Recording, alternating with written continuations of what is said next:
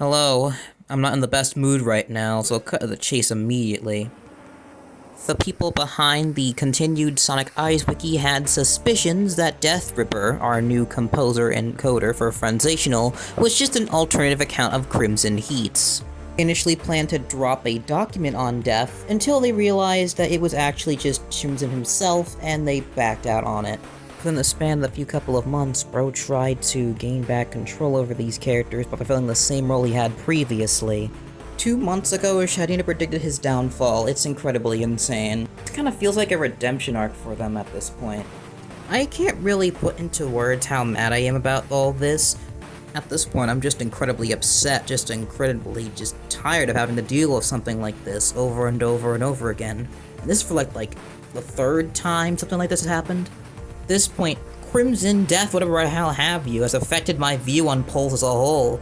Because, he kept making so many characters over the span of, about a year, and it's hard to keep track of them all, and nobody freaking cares about any of them.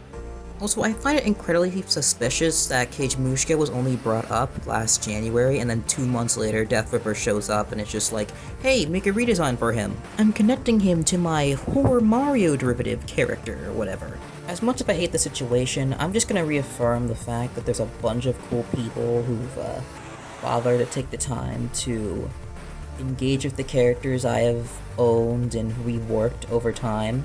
Tom forced a smile, especially so with characters such as Reputate and Atramantis. I still do want to make Frenzational Alters content, probably because that this thing has now gone from a Friday Night Funkin mod to an AU over the course of that whole year. I've just made a bunch of amazing and great friends over that time, and I still want to push through and make some people laugh.